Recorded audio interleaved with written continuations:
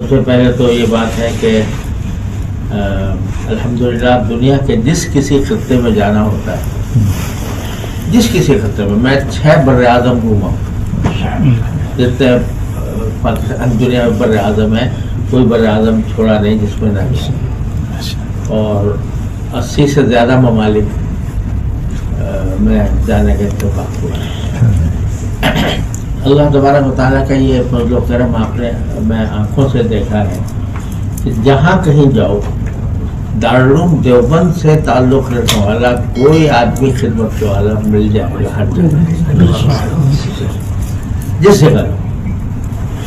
ایک مرتبہ میں انڈونیشیا گیا تھا، تو انڈونیشیا کے لوگوں نے جو میرے میزبان تھے انہوں نے کہا یہاں ایک ہل اسٹیشن ہے، یعنی پہاڑی مقام جو تفریح کا ہوتا ہے، تو ہم آپ کو وہاں لے جانا چاہتے ہیں۔ چلیں، اچھی بات ہے۔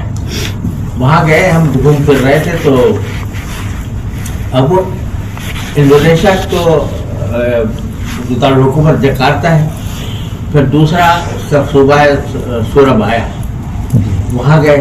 سورابایا بڑا شہر ہے، پر انہیں اسٹیشن جو تھا وہ کافی بلندی پر تھا اور کوئی 2-3 گھنٹے کا سفر تھا، تو وہاں جا کے ہم گھوم پھرتے رہے۔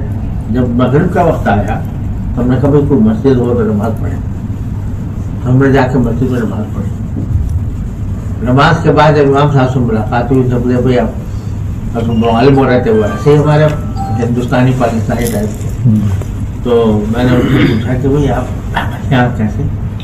کہا کہ جی میں دارالعلوم دیوبند کا پڑھا ہوں۔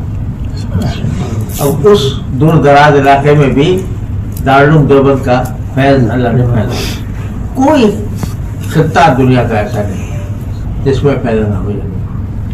تو یہ اللہ تعالیٰ نے ہمیں اس طائفہ منصورہ سے اللہ تعالیٰ نے وابستہ کر دیا، اس پر بہت ہی شکر ادا کرنے کی ضرورت ہے۔ اور یہ اب آج آپ حضرات سے یہاں ملاقات ہو رہی ہے، پتہ نہیں کتنے ملکوں میں اسی طریقے سے اپنے ساتھیوں سے وہاں پر ملاقات ہوتی ہے، اور بہت سے ایسے ہیں جو ہمارے دارالعلوم کے پڑھے ہوئے ہوتے ہیں، بعض کسی اور فاروقیہ کے پڑھے ہوئے ہوتے ہیں، یا پٹوری ٹاؤن کے پڑھے ہوئے ہوتے ہیں، یا دارالعلوم قاریہ کے پڑھے ہوئے ہوتے ہیں، لیکن نسبت سب کی دارالعلوم دیوبند سے ہی ہے، کیونکہ وہی مبدأ فیض ہے ہمارا، اور وہیں سے ساری شاخیں پھوٹی۔